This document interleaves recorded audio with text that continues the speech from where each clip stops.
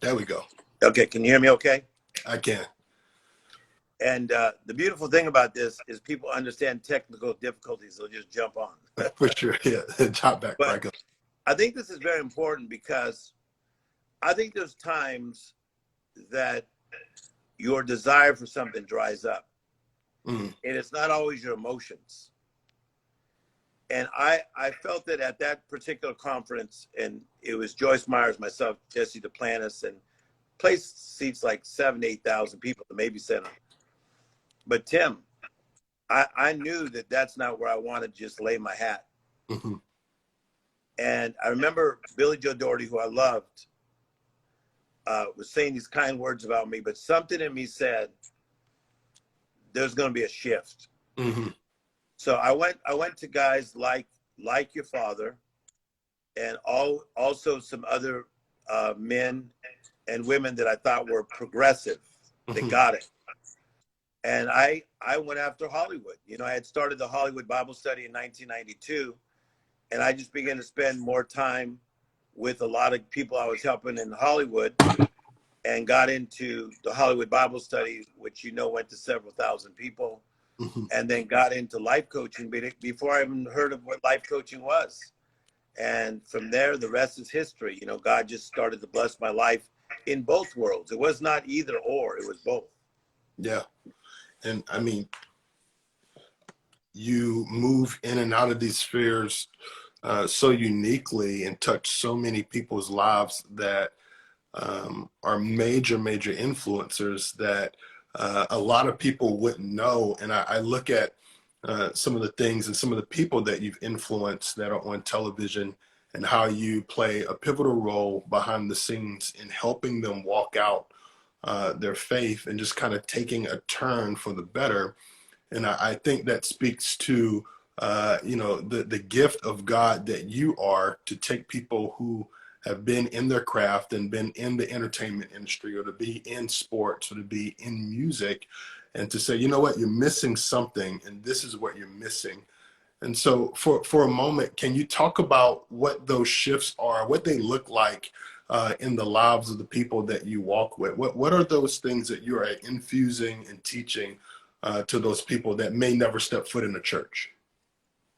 I think, first of all, you have to be equipped to go into these types of places. And for me, being raised, born in Compton, California, 7 people in a 2-bedroom apartment, the fact that I didn't end up like some of my cousins who are lifetime people that are incarcerated is a big deal. Mm. The fact that I went on to become educated and go on and go on and go on and on. So for me, I was never jonesing to be celebrated and applauded by men all the time. And I think that unfortunately, a lot of people are. Mm-hmm. And so I think that if you're constantly looking to be a celebrity, that's where you're not going to really be invited into the group that you got into and I got into, and that is helping these kind of people, because they could sniff us out. And so, the word celebrity means to simply be celebrated. And when one feels celebrated from God, he doesn't need, or she doesn't need, the celebration of everybody else. Yeah. So when I went into Hollywood, it was old Hollywood first. It was people like Jack Lemmon, Walter Matthau, Tony Curtis, Lee Iacocca, Quincy Jones. It was the guys that ran Beverly Hills.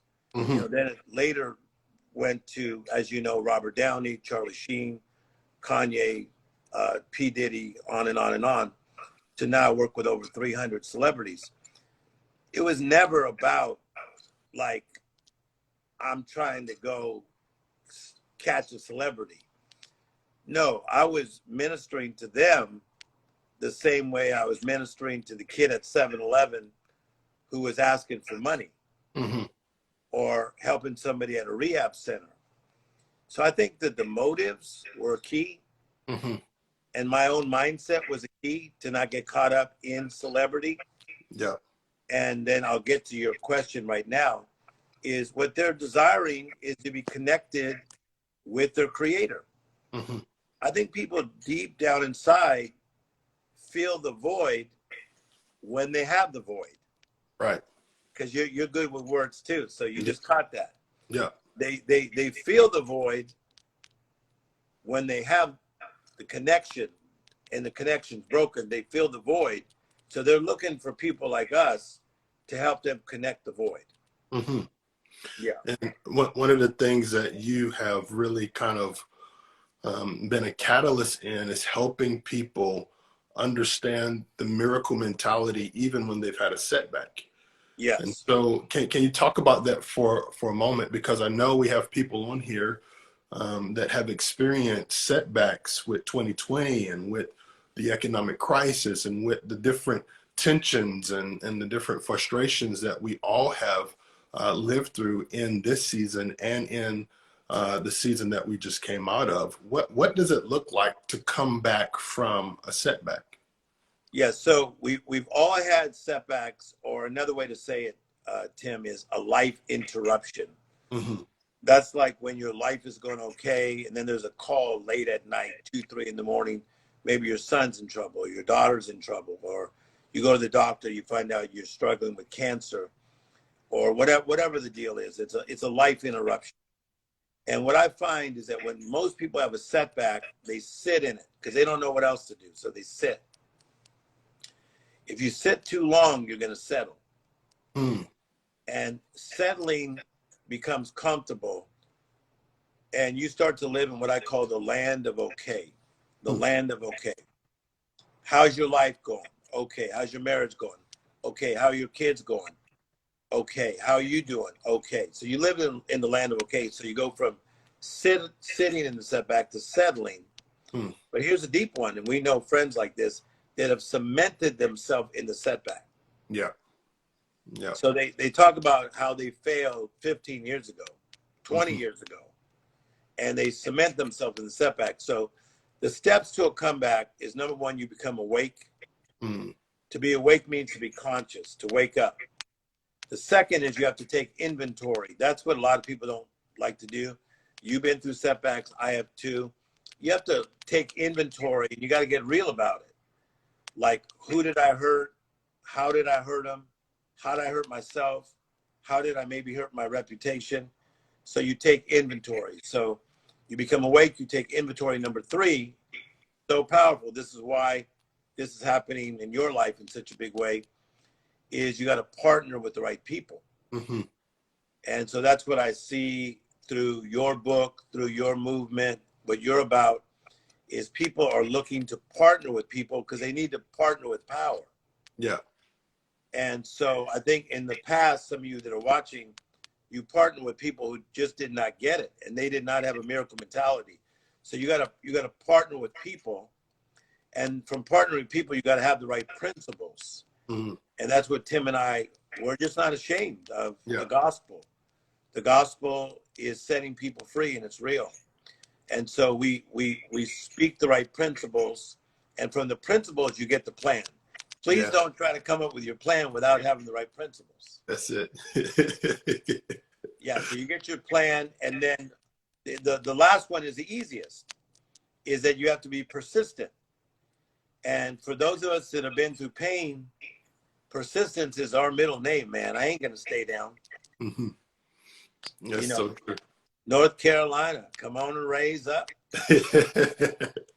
I remember a few years back, we were out to lunch at a restaurant, and we were talking, and kind of in the middle of our conversation, you begin to write down a name on a napkin. And you pointed out the name, and you said, you know what, I write this down because these are the type of people that I feel God desires for me to pursue. Yeah. And I think it's so important, and I've seen you walk this out. I've seen you live this out. I've seen you demonstrate this.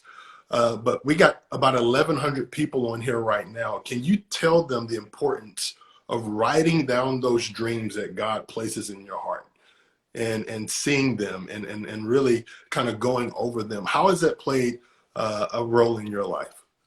Yes, and great question. I think number one is that I only think I'm a piece of the puzzle. Mm. Like I look at you know, so many leaders, whether it be filmmakers, musicians, the multiple spaces that you're in. I think you're gonna continue to speak as you do, pastor as you do, but I think you'll move into documentaries, films, plays. You're gonna do it all. So I see myself as a piece of the puzzle. But if anybody's ever bought a puzzle and it's missing a few pieces, it's frustrating. Mm-hmm. And you got to send them back to the manufacturer, which takes a while. And then they'll send you a new puzzle with the pieces that are missing. And so I believe I'm only a piece of the puzzle, but I'm a needed piece. Mm-hmm. And so what I do is I try to say, God, what is my assignment for now? Mm-hmm. And so because we're so close, I felt certain things that was going to be part of my new assignment, and I wrote it down right there. Mm-hmm. And so all I'm doing is I'm writing down my assignment, like if your spouse or girlfriend gives you an assignment of, you know, go to Whole Foods and buy these 3 items. I have assignments right now. Right now I'm on a miracle mentality tour, and it's working. Mm-hmm. And that's part of my assignment. But I have other assignments in entertainment of ways I want to get my message out in entertainment. I'm working on a cartoon right now with Randy Jackson from American Idol. We're doing an amazing cartoon about self-help and motivation that's going to work, that will be out next year. So, you know, I'm just a piece of the puzzle, downloading assignments, but I write them down. Mm-hmm. We both know this. It's in the book of Habakkuk. Write the vision down and make it plain. Yeah. Yeah, that's so true. And, you know, I don't know anyone that operates at the level in both the motivational sphere as well as the supernatural as you do. And most people believe that you cannot operate at a powerful level in both, but you do. And so can you talk about the need for both of those in the body of Christ and in the kingdom of God? Yes, because I believe that when you're called, your calling, Ephesians 4:1, walk worthy of your calling, is 3 things. It is specific. So it's like, I don't want to be TD Jakes. Like, that's his lane. I don't want to be Stephen Furtick. I don't want to be Martin Luther King. That's all what they did or they did past. So your calling is specific, but it's also unique. Mm-hmm. It's unique. And that's what I'm loving about what's happening in my nephew, you, is that you are very unique. I don't see anybody else in your space at all. A lot of times, because I'm around Hollywood, I just talked to J-Lo's manager probably 8 minutes ago. They'll have like 5 actors going for one job. Mm-hmm. There is no one in your space. Just trust me. So your calling is specific, it's unique, but it's also supernatural. So the great thing about our lives is, the reason I'll be this chill tomorrow is because it's not me pulling it off. Mm-hmm. God will enable me and enable you. Mm-hmm. And wherever we are unable, he will enable our enables. So I'm not trying to pull this off by myself. I guarantee you that. Man, that's so good. I want you to repeat that last line again. You said God will enable you. My unables. Yeah. Wherever I am unable, like, you know, right now for me in LA, it's 6:25. I'll be on Clubhouse tonight at midnight, my time, but I'll be talking to a whole English group that's secular. You know, and why am I doing that? Because I'm giving biblical principles to secular people. I just did a conference right before COVID, 34,000 people in Las Vegas, all secular. And people were coming out of the auditoriums crying. And one guy grabbed me by the shirt and says, "What did you do to us? Did you hypnotize us?" And I said, "No." I said, "What are you feeling?" He says, "I've never felt emotion in my entire life." I said, "That was God shaking your hand." So wherever I am unable, he will enable my unables and make me able. So that takes a heck of a lot of stress off me. Absolutely. And I think, you know, seeing it firsthand and seeing what God continues to do, just take you from level to level, glory to glory, and strength to strength. It's so evident that who you are has not changed, but how God uses you is changing. Yes. And the supernatural is just exploding in unconventional ways. And so, before we hop off of here, what's some of the crazy supernatural stories that you've seen just kind of walking with God? I love hearing these. I love Yeah.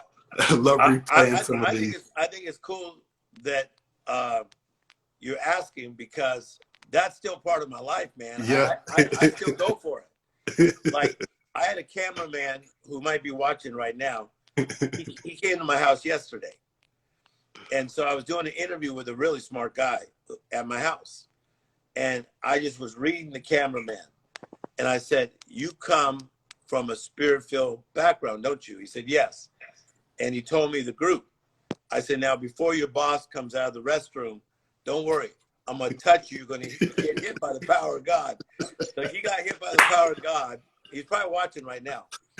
And he left me the nicest voice message today saying, "You changed my life." Mm. So I am not ashamed to go after it. And so I'm very known for praying for people at airports. The guys at the LA airport cannot wait till Tim Storey rolls through, because I'm zapping them. I'm praying for them. I'm prophesying over them. I'm not afraid to lay hands on, from Mike Tyson to Madonna. I ain't scared. No, because the things of God work. Isaiah 61, "I've come to give you beauty and exchange it for your ashes." That's it. So what Tim Timberlake's up to, and his uncle Tim Storey, we're into the great exchange, man. We're exchanging people's ashes and putting beauty instead. That's what we do. That's it. Well, Unc, I'm so grateful, man, that you would take out some time to share it and share some of the, you know, legacy of what it is that God is continuing to do in and through you to touch the lives of millions of people. And just to have the opportunity to see it both up close and have an opportunity to see it from the silver screen sometimes, it is so inspiring. And guys like me have a trail to run on because guys like you have blazed it. And so thank you for taking the heat. Thank you for taking the hits. Thank you for continuing to be on the front line and leading the charge in unconventional ways, in spheres and in circles that people never thought that men of God such as yourself and me could operate and move in. Thank you. You gotta let me say one last thing, because I'm your uncle. I'm proud of you, man. And I'm telling you, there's nobody in your space. Don't ever forget that. When all those other little speakers are, you know, they're pretty good. They're clever. They got a lot of clever words, but they're not packing your power. And so, you know, people like your dad and myself, we blaze a trail for you to follow. But like Elijah to Elisha, you're going next level. And we got your back, and we're proud of you. And so, you know, don't ever forget, you know, because sometimes we take these scriptures for other people, but eye has not seen, ear has not heard, neither has it even entered in the heart of man what God has prepared for them that love him. So for you and your wife and your family, next level, man. It's gonna be really interesting and beautiful. So thanks for having me on your Instagram tonight. Thank you. We got to do it again real soon. I love you, man. Love you too. All right. God bless you. Bye-bye.